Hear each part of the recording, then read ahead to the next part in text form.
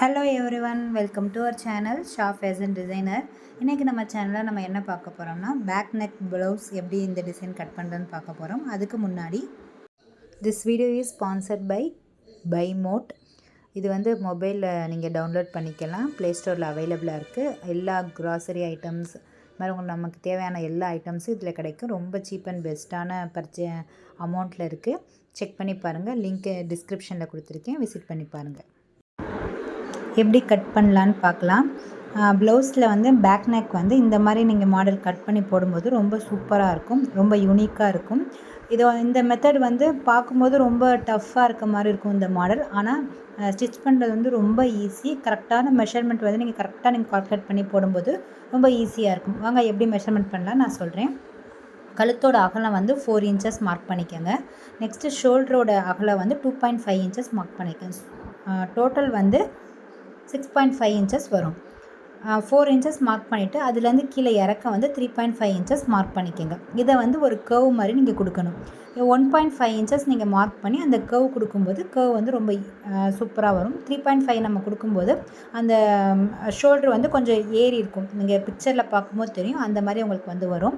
கீழே வந்து 0.5 inches gap விட்டுட்டு 6 இன்ச்சஸ் கீழே மார்க் பண்ணிக்கோங்க. இதில் தான் நம்ம ஸ்டார் கொடுக்க போகிறோம். இங்கே மேலேருந்து 1 இன்ச்சஸ் மார்க் பண்ணுற அளவு 1 இன்ச்சஸ் கேப் விட்டு இந்த கர்வ் கொடுங்க.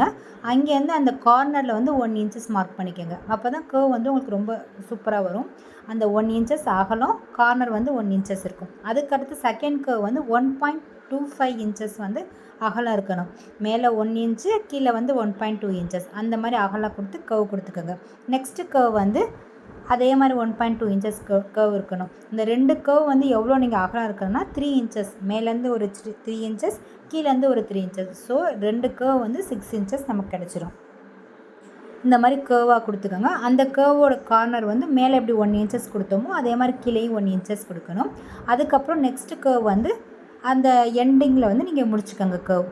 இதோட அகலம் வந்து நம்ம 3.5 இன்ச்சஸ், மேலே நம்ம எவ்வளோ வச்சோமோ அது மாதிரி தான் இருக்கணும். கீழே வந்து ப்ளவுஸோட இறக்கம் வந்து 4 இன்ச்சஸ். டோட்டல் லென்த் வந்து 13.5 இன்ச்சஸ் வந்து நான் மார்க் பண்ணியிருக்கேன். இந்த மாதிரி நீங்கள் மார்க் பண்ணி நீங்கள் வந்து கட் பண்ணும்போது ரொம்ப ஈஸியாக பர்ஃபெக்டாக வரும்.